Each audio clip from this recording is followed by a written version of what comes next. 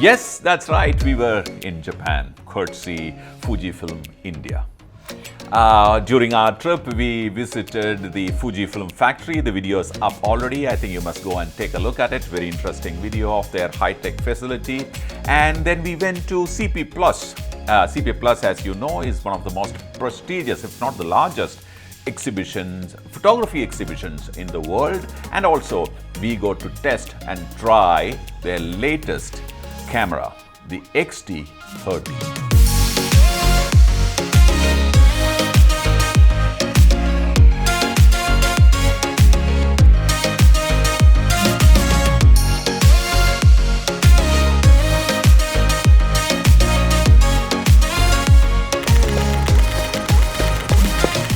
So here it is, the little giant, as Fuji would like to call this camera. It is supposed to be the X-T20 upgrade, but in terms of specs, I see this getting compared more to the X-T3 than the X-T20.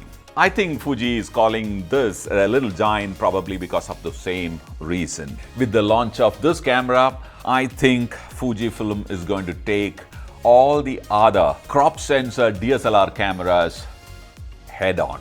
The X-T30 has a 26.1 megapixel X-Trans CMOS sensor. It shoots up to 8 frames in using their mechanical shutter and shoots up to 20 frames using the electronic shutter, and with a 1.25 crop, it can even shoot up to 30 frames per second, which is amazing for a camera of this size. While we think that going through all the specs one after the other is a little boring for most of our viewers, I'm going to mention only those strong features according to us, which I think is worth mentioning, and you're going to be benefited by it too.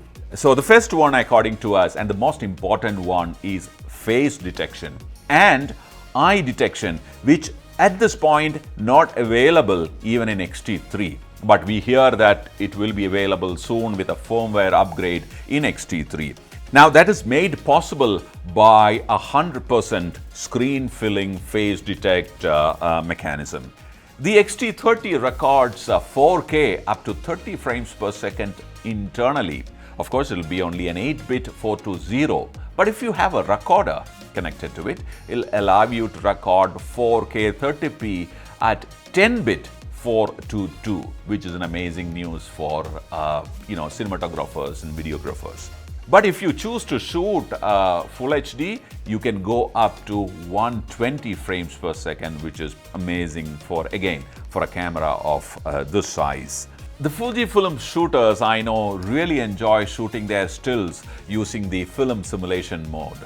I personally enjoy their black and white mode very much. But in this camera, you can shoot even your video using your film simulation mode. So if you have used Fuji at any time, this camera will not be different from that. Menu, layout, feel, the whole thing has a definite Fuji feel to it.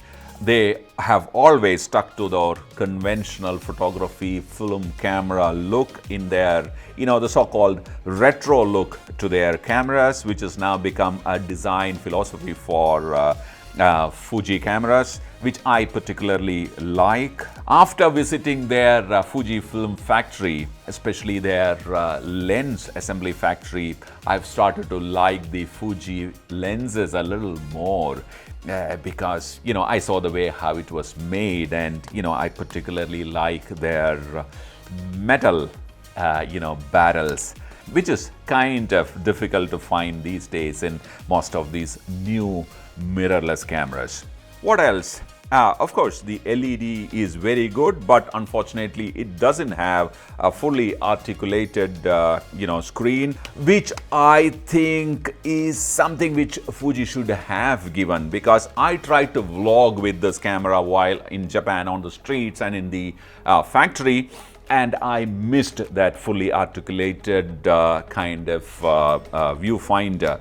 And I actually lost a few interesting, important footage because I could not really see what I was shooting, in the vlog mode. But otherwise, this would have been a perfect camera for a vlogger. The microphone quality is pretty all right, but it kind of takes in every sound that is around you. What else? Okay, the EVF, again, nice and very bright, and it has 100% field coverage, which is again very important. Japan really was a tightly packed kind of tour. We had to pack in so many things in 24 hours. So there are few things that we really wanted to do, we could not do there, which I will now go out and do and share with you.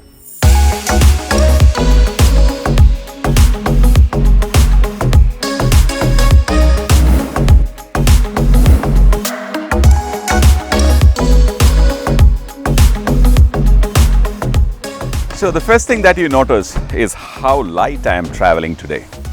It's a old Vanguard bag that we had in the studio. It's a Sydney 222. I got my X-T30 inside with an 18135. I have the AD200 flash in case if I need to use a flash. I have the trigger. I have a set of cards inside. So I also have enough space for one more camera inside. It can be an X-T3 or another X-T30. Now, this is the tripod that I'm going to use today. Well, I travel with the entire tour of Japan with this tripod. Well, I'm ready to do almost any kind of work, I dare say that, because I have a 26 megapixel camera with 4K video. I have 120 FPS if I need to, 1920 1080. I have a flash to back up. I have a tripod. So like I said, I am ready for almost any kind of job at this point. I have Madhav here. You know him from our previous video on Profoto A1. Hi Madhav. So what we're going to do today is Madhav is going to, he's a calisthenics expert, okay? So he's going to do his own stuff. I'm going to be, standing by the side and take some videos and some stills. That's all we need, all right? Okay, you get on to with your routine. Yes, Sachin. So, before we start the shoot, I request you to subscribe our channel if you have not. Hit that bell button and follow us on our Insta and Facebook page. So, you're ready? Go down and look up. Action! Look into the camera. Nice. Nice. Now what I'm going to try and do is the focus tracking in still photography. I have set the camera to phase and eye tracking and also custom modified the menu to suit random movements. You can go into the menu and say AF continuous custom settings and fine tune the way you want the focus tracking to behave. Okay, so I've set it to optimum because I know what Madhav is going to do. So I've set it to the optimum performance. So let's see what happens. I am shooting at, I want a little extra speed because he's going to be jogging towards us. I'm working at 650 ISO. My optical image stabilization is switched on. Okay, let's do this shot. Action!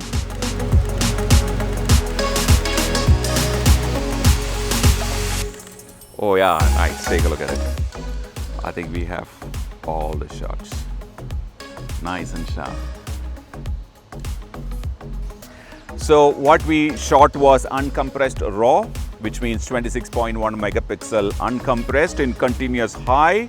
And I think I've got all shots more or less bang on focus. And I used a 300 Mbps, read-write speed card in it.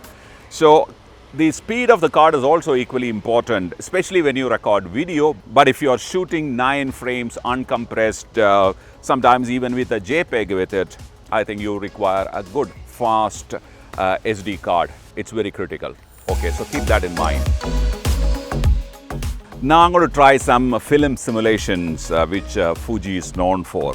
Some black and white. I really like, I think in this hard light, he is going to give us some interesting black and whites, I think. Let me shoot some black and whites.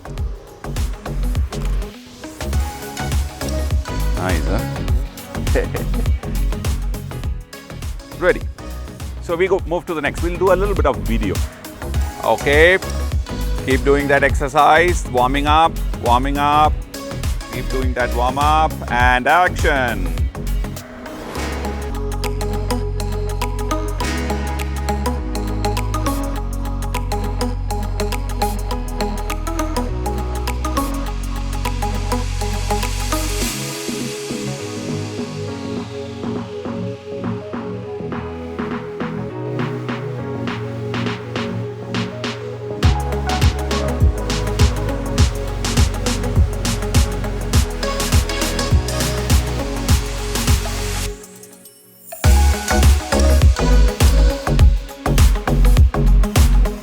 Okay, so now trying out the 4K 30p video using the F-Log in-camera recording, and I'm using a Moza Air Cross.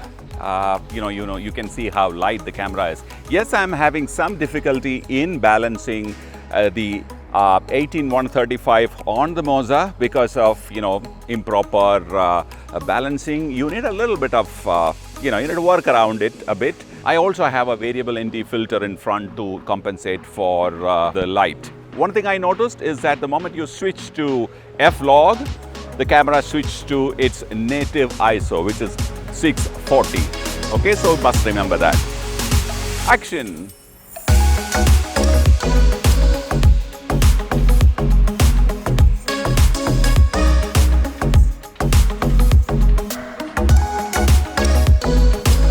Okay.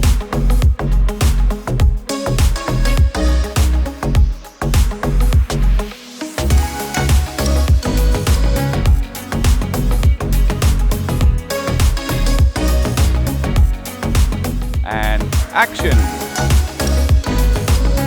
Okay. Okay, so what we just shot was 4K 30p footage in F-Log onto an uncompressed external 4:2 recorder, Atomos Shogun this time.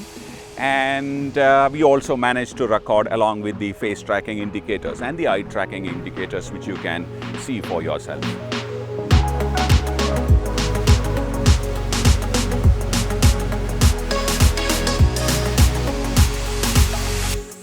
This is how we traveled in Japan. I used a Sirui T025SK, a carbon fiber travel tripod along with the X-T30. This setup along with 18-135 lens is probably not more than, probably around 1.5 kilos. And using this setup, we shot serious interviews, we shot landscapes and architecture, and I also even vlogged with this camera because the center column can come off, and we vlogged with it.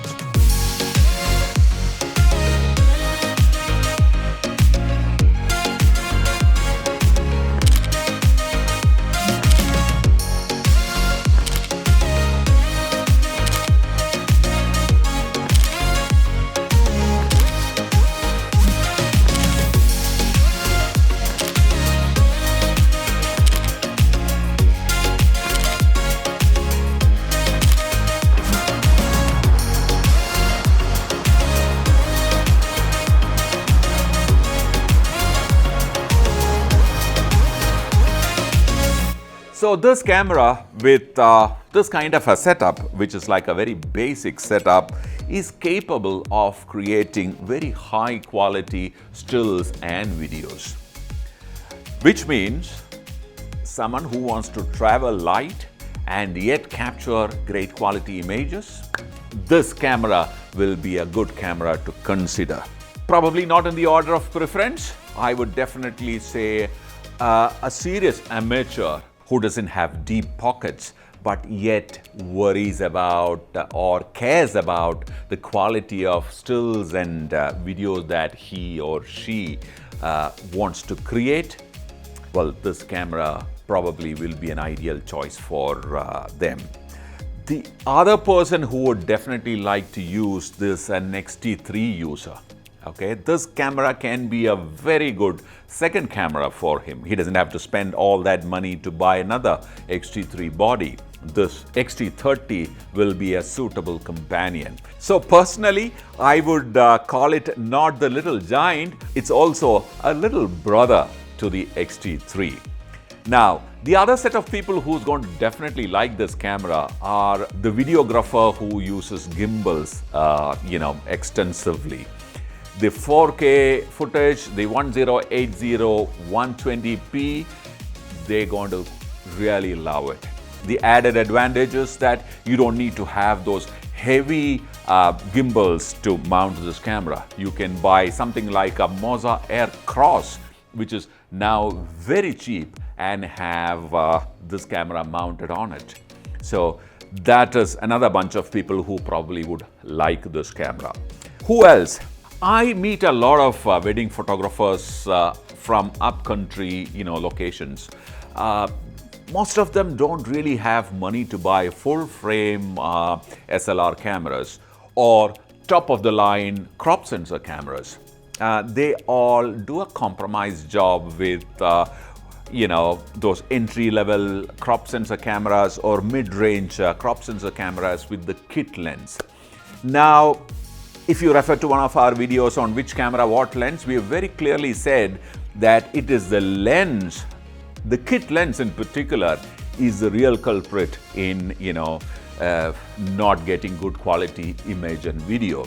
So to such people, this will be a boon, because at I hear the international price is about $900 for the body.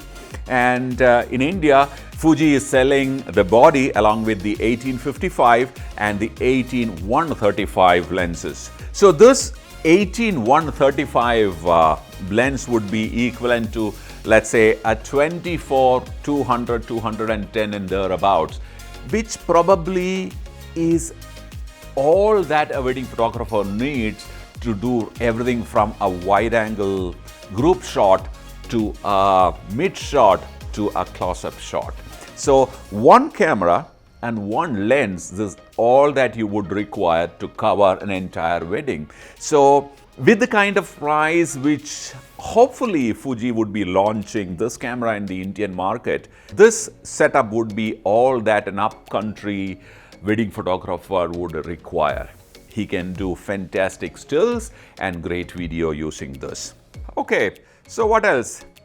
I think I should also mention about a few things that I did not really like about this camera. The first thing is that because of this small form factor, I accidentally moved the front dial and the rear dial and shifted the camera setting, and I kept on shooting without realizing what I did. I also switched off the autofocus accidentally and lost a few shots.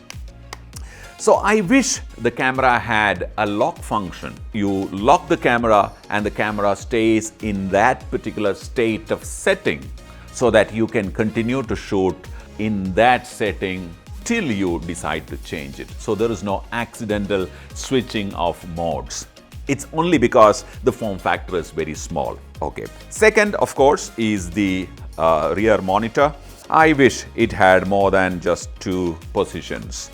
Another one, very critical one for me, is the position of the tripod mount. Now, when I mount the quick release plate, the plate overlaps the battery compartment. And incidentally, even the memory card sits inside the battery compartment. So if you are in a hurry and if you're shooting a function, you run out of battery or run out of space, you have to take the camera out. You have to physically remove the quick release plate, and then only you can access the battery and the memory card. But Fuji has a solution. It comes in the form of an accessory. It's a small L-shaped grip. Of course, you need to buy it, in which case you will be able to mount the quick release plate away from the battery compartment.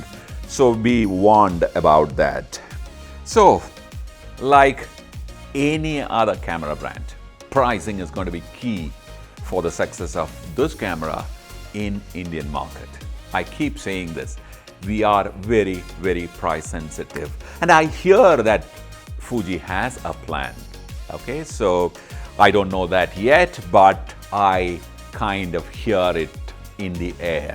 So if that is true, with this body X-T30 and this great quality optic, what Fuji is likely to do is to take that fight straight into the APS-C DSLR camp.